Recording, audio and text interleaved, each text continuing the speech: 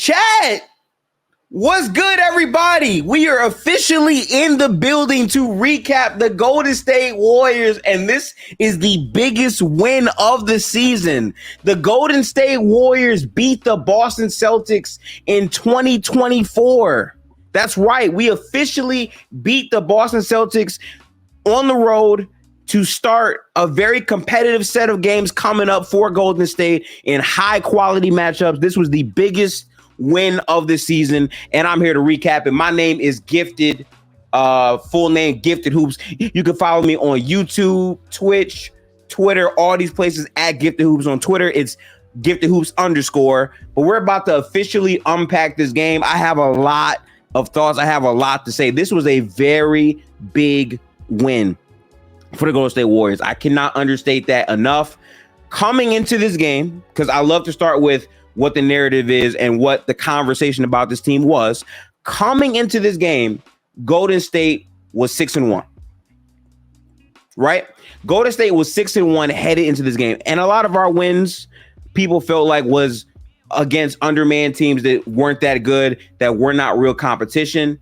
To be fair, in this game, a lot of people are going to mention the fact that Jaylen Brown did not play for Boston, but I don't think that takes away from just how much of a juggernaut Boston is and the high quality shots they're able to consistently generate against the best teams in the NBA. So I don't want to hear that point. Also, there were other players missing for Golden State. Obviously, I want to face Boston at their full strength, of course, but Boston has been a great team for the entire season, and they showed it tonight, man. But great win for Golden State. I want to start with the first quarter. If you remember, the last time Golden State was playing in Boston on the road, the game plan was to leave Jaylen Brown open, ironically, and Jaylen Brown was hitting his threes. Boston had generated a ton of great looks, and we got ran out the gym by damn near 50 points, if not more, in the game. It was an embarrassing show. Last year, it showed the symptoms of a much weaker team defensively. We were bleeding a ton of value. Our offense was also hit or miss, and we were not playing well. In this first quarter, Golden State tightened up dramatically, man. I love the way that we played. Steph, oh my God, I cannot say enough about Steph Curry and the greatness of Steph Curry. He's the reason why we still have a chance to win, right? I said earlier, I don't think we're real contenders until we get a reliable secondary option. I still kind of feel that way, but we can compete with anybody. And they showed that tonight, man. The defense was absolutely stifling. But again, going back to the Steph point, in the first half, Steph only had 6 points, right? Steph only scored 6 points in the first half. If you watch this game from start to finish, in the first half, Steph was playing calm. He wasn't forcing shots. He wasn't forcing passes. He didn't throw not one behind the back. Can we get W's in the chat? Can we get claps in the chat for Curry not throwing one behind the back pass in this game? He played with poise. He played with control. He played like a legitimate point guard. Boston was blitzing him repeatedly.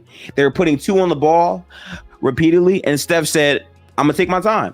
I'm going to open up opportunities for my teammates. I'm going to give players like Gary Payton good looks at the basket based off of my gravity as a player. I'm going to play in the flow and let my offense come to me. That's what Steph approached the game like in the first half, which means you got to highlight all the other players who played well, right? Andrew Wiggins played phenomenal in this game. I don't care what he shot. He shot 6 of 14. If you watch this game defensively, what Andrew Wiggins brought to the table was phenomenal, man.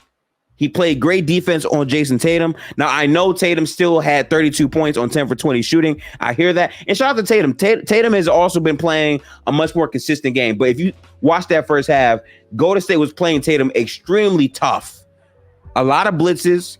Anytime Andrew Wiggins was on Tatum, we had a much better chance to get blocks and get stops. Wiggins played phenomenally well. And I think for a player that had such an up and down season last year, to see him play like this against high level competition, love to see that from Andrew Wiggins. His offense was a bit in the first quarter, but then after that first quarter elapsed, he started really showing it more and more throughout the game. I cannot say enough about what Andrew Wiggins did for us. It felt like he was the only real guy we could throw on Tatum that could actually give Tatum problems, because everyone else that was coming out we're not really playing Tatum at a high overall level. So to see Golden State come out with this level of dedication and commitment was a very fun thing for me to see. Again, I'm a Warriors fan. I'm objective about my team, but seeing them compete at the highest level is something I love. If you guys did not watch this game, I highly recommend get League Pass, watch it from start to finish. It was a very dialed in game. And the way that these defenses showed up, what Golden State and Boston were doing defensively was elite, man. Because they were not letting Steph get shots up. They were forcing other players to be release valves, to be creators. And Golden State was doing the same thing by letting Derek White shoot threes and keeping Tatum away from the creation chops in this first half. So that was phenomenal. I thought that was the huge thing that really brought a lot of, adjustments that needed to be made in the second half. Also, I want to shout out a player that didn't get enough minutes that I thought would have almost cost us the game. Shout out to Trayce Jackson-Davis. Trayce only played 16 minutes in this game. If you watch the first half, Trayce was playing lights out basketball. Defensively, he was great. He would switch sometimes on the perimeter. His rim returns was great, but more importantly, offensively, the amount of times we saw the patented play where they put two on the ball to Steph. Steph gives the ball up to Draymond Green. Draymond closes out on Al Horford in the corner, which leads to a Trayce Jackson-Davis lob. Trayce played phenomenally well. I thought he actually earned the right to play more minutes in his game, but I understand going with Looney a bit more because of the rebounding fundamentals. Looney gave us 10 rebounds off the bench. I can't speak enough about him, so he played well. But in the first half, Golden State really set the tone, and I got to give it up, man. I have to give this player credit. Shout out to Buddy Hield. He continues to be one of the best signings in the offseason. I had a tweet criticizing Buddy Hield for the player that he was, and I still feel that is valid enough to say, because again, I was focusing on the lack of Golden State trading for a reliable secondary scoring option in place of Buddy Hield. I thought Buddy Hield was a great move to add on, but it would really take it over the top if we had a reliable secondary scoring option. But regardless of that, Buddy Hield has been our leading scorer for the entirety of the season. And in this first quarter, he hit some very big shots. Again, his spacing cannot be undersold. I said this before for everyone who's in this chat room right now. I said this before in my previous post games. Buddy Hield is officially Klay Thompson, and not peak Klay Thompson, right? Not dynasty Klay Thompson, but specifically Klay Thompson from last year. If you watch Golden State in the current mode of how we looked last year, where we gave up multiple leads, Klay had an up and down year, right? But the difference is Buddy Hield not only filling his role as a shooter, but the movement. The way Buddy Hield moves off the ball is textbook Warriors offense. He is the perfect fit to what Golden State does at shooting the basketball. He just is. And the way that he's able to night after night after night give us great production. Again, he had 16 in this game. Guys, I don't know if you know this, but out of 8 games in the season, Buddy Hield only has 2 games. This game and the Clippers game where he shoots under 20 points per game. And even then, he played a great game. He played with poise. He didn't turn the ball over at all, which is great. He hit 4 threes, 6 for 11 from the field. Buddy Hield has been spectacular for us, and he was a plus 20. And I got to say as well, big shout out. And I'm happy that Reign Supreme in the chat said this. Big shout out. Clearly, Reign Supreme watched the game. Big shout out to Kyle Retool Anderson. I made a joke because at the start of the season, they said Kyle Anderson's jump shot looks retooled. And he hadn't been shooting well overall, but still, in this game, he hit 3 back-to-back threes. And when I say 3 back-to-back, I'm talking about a pull-up in the corner, a catch-and-shoot at the hash, and another pull-up. Back-to-back possessions. 9 straight points during a run where Golden State scored 16 and held Boston to, I think, 2 or 3 points. Humongous. Kyle Anderson had a masterclass stretch. And also, as a ball handler and a guy who was inbounding the ball late, that was great. Now, there are some flaws to get to for Golden State. But before I get there, as we preview the second half, I want to say big shout out to Boston. I cannot say this enough. People can say, okay, Jaylen Brown's not there. Okay, Porzingis not there. I hear all that. Boston deserves their credit as the team. Joe Mazzulla is a phenomenal coach. The shot quality that they were getting was absolutely ridiculous. Shout out to Keita, man. Okay? Keita is a player that a lot of people aren't going to talk about. He played 28 minutes in this game. He had 14 points, 8 rebounds.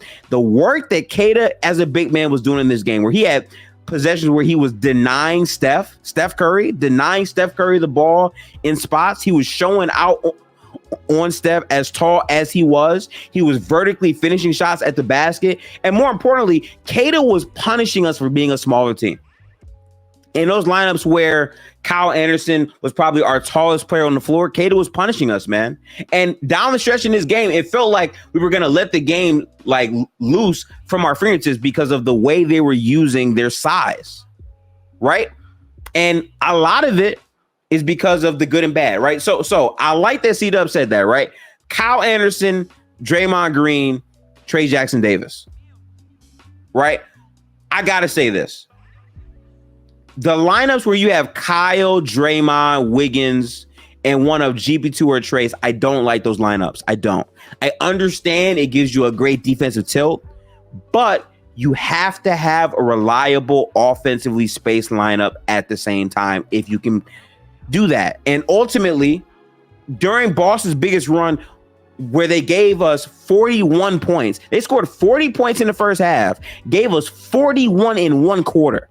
That's how good of a team Boston is. I'll say that again. Boston scores 40 points in the first half, and they score 41 points in the third quarter. I think the biggest issue with these lineups is the offensive consistency, the fact that we're still struggling to rebound the basketball, and more importantly, if you are using a lineup, if you are employing a lineup that focuses on defense first, if you're not getting stops, you're cooked. Because if you are playing a lineup that favors defense first and the other team is shredding you offensively and you cannot keep up, you can get ran out the gym. And that is how Boston got back in this game and almost took control of the game. I got to say, shout out to Demon Derek White. I know he shot 8 for 19. I get it. But if you watch this game, dude, 16 of his shots were threes. Derek White took 16 threes. Are we serious? He made 7 of them. 7 for 16 from 3. He had 26 points. I get the 8 for 19 looks stinky, but if you look into it and see that he made 7 threes, he was a very efficient player for Boston. He was really putting up his shot volume. Drew Holiday had a much quieter game, 0 for 6. I thought his defense was still good in spots. Al Horford made a pull-up 3, one dribble pull-up 3 in the fourth. That was a huge shot to try to get momentum back in their way. And Tatum, man, I got to say this. Tatum played a lot better in like the second and third quarters of this game. I feel like the first quarter and the fourth quarter were his weakest quarters overall. But Tatum still found a way to finish with 32 efficiently. He shot 10 for 20. We forced 4 turnovers. They were really making Tatum work for his points. So for him to still get that shows you the level of stardom he's reached. So shout out to Tatum. But now we get back to the Warriors, man. Fourth quarter. Steph Curry. A lot of people have been disrespecting Steph Curry. I alluded to this earlier. I've said this in other streams. A lot of people do not put the respect on Steph Curry as he deserves.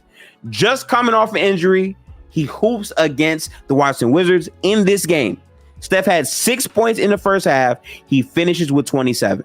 In the third quarter, Curry was absolutely gunning for it. 4 of 9 from 3. I hate how whenever Steph gets a call on a 3-point shot, coaches challenge it, or he doesn't get the foul calls that other superstar players do. I think it's like a crazy cheat to his game when he plays that hard, when he plays that well as a perimeter player. And for Steph to do what he did with his shot making, he was elevating those poor defensively slanted lineups in the second half of this game.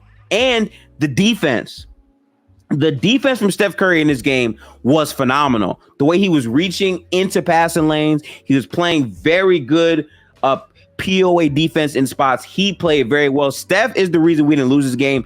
I love what C-Dub in the chat just said. Steph made sure we did not lose this game. Flat out. So I just love seeing that from him. this was the biggest win of the season. And Steph showed up. I mean, dude, 27 points, 9 assists, 7 rebounds with 4 steals. That's what he did. Those are superstar numbers, man. And I get it. He had 3 turnovers. But again, the way the defenses, both for Golden State and Boston, were blitzing them, I understand some of these turnovers. I do. So I give them a little bit of grace in those regards. They did not have over 5 turnovers apiece. So I think they still played pretty well in terms of managing the game. But Steph off the ball was doing a masterclass, getting easy looks, getting easy layups. Draymond Green in spots, finding him, great passes. Draymond's defense for the majority of this game was pretty good. I will say Draymond jumping on the perimeter is something I'm not used to seeing as much. Don't do that against Boston, because Boston will just flat out kill you with their 3-point shooting. Boston has so many connective passers at every single position, and that's without Brown or Porzingis playing, to their credit. But just as a system, their team plays fundamental team basketball, which made this so fun to watch. Both teams are playing high pace. Both teams are shooting high amounts of threes. Golden State shot 34 threes. Boston shot 54. Golden State only got off 34 threes. Boston shot 54 threes. The difference is Golden State made 14 of their 34. Boston made, I think, 19 of 54. Yes, 19 of 54. Also, on the rebounding side, Golden State had 53 rebounds. Boston had 46. And it's crazy because watching the game, it felt like Boston had more because their offensive rebounds were super loud. But we had 15 offensive rebounds on our own, which was a great thing to help battle them. I think Looney off the bench having 10 rebounds played an instrumental role in us winning that. He had 6. Kevon Looney, Loon Dog, Loon Wajuan, right? He had 6 offensive rebounds off the bench. So again, I can't speak enough to how well he played. Lindy Waters played a quiet game. I liked the confidence, even though he couldn't get his shots to fall, but he's a young player. It makes sense. He'll grow in the system more and more as we progress throughout the season. He already gave us big games when Steph wasn't there. So shout out to him for just trying to play his role. And I will say this, for us to see De'Anthony Melton not really play, like, speaks to just how deep we are, because Melton, as a two-way guard who can shoot the 3, get downhill, and defend, would fit in a lot of spots for a lot of these lineups where maybe Steve Kerr wouldn't have to have Kyle Anderson, Gary Payton, and Looney all out there at the same time, because we understand that De'Anthony Melton can fit that profile defensively and give you spacing value, right? So there's a lot of ways to make these lineups fit a bit better. And I got to say, shout out to Steve Kerr, man, okay? Kerr had moments where I didn't like the rotations down the stretch in spots, but overall, I think he coached a phenomenal game. He was getting good shots to a lot of our team. He was putting players in position to succeed more, and he kind of knew the right times to call timeout when this team was kind of bullshitting. So I love to see that from Steve Kerr. Steve Kerr, I think, overall still coached a very good game. And I just love this game. I think this is one of the best start to finish games I watched on the season. It was super duper competitive. It was super high level, and we didn't have B-Pods or Melton. Now I get it, right? Brown and Porzingis are flat out better players. I agree, but Golden State still wasn't at full strength as well. This was still a high level matchup. And my biggest point, I said this in the last post game, right? When I was looking at Golden State's schedule, I was saying the stretch where they play the 3 best teams in the NBA, Boston, OKC, and Cleveland, and then after that, having to play Memphis and the Mavericks, is going to tell us a lot about this team. Okay? If you were one of the Warriors fans or haters that was not moved by the defense from Golden State so far, this game should make you wake up. Because defensively, Golden State has been number 2 the entire year. OKC is the only defense that has been better. And even offensively, we've been a top 5 offense as well. Again, early season sample size, I get it.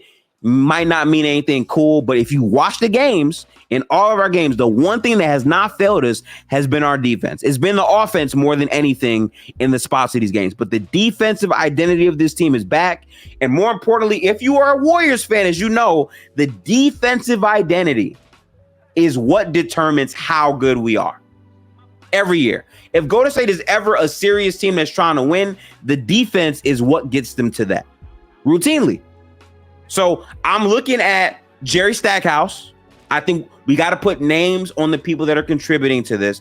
I'm looking at Jerry Stackhouse as the guy that's really getting us locked into our spots, playing very good defense. I'm scared because the way he's doing it, he might be gone after this season.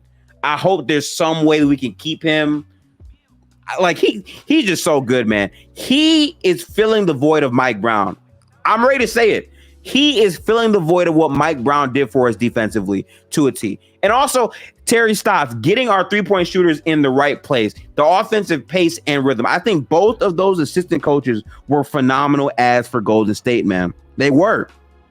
And again, for us to win 3 games without Steph Curry is big. But also, I'm pretty sure we're undefeated. Yeah, we're 5-0 on the road to start the year. That's great.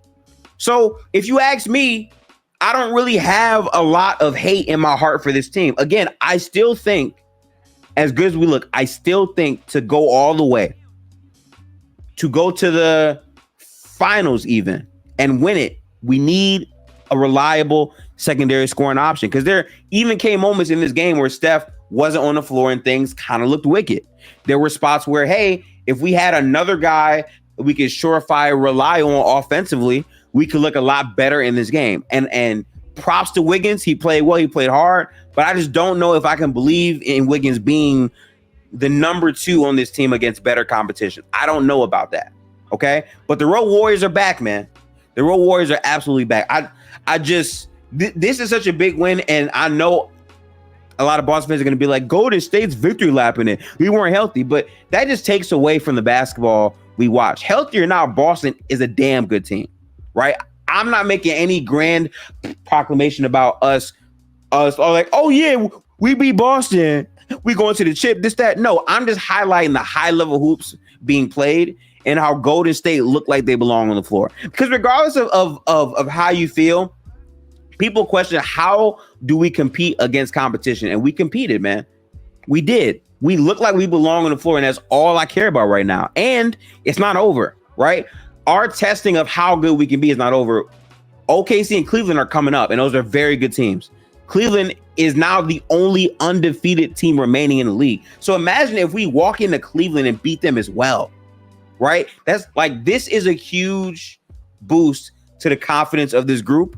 Since preseason, they've been very excited and happy to play with each other.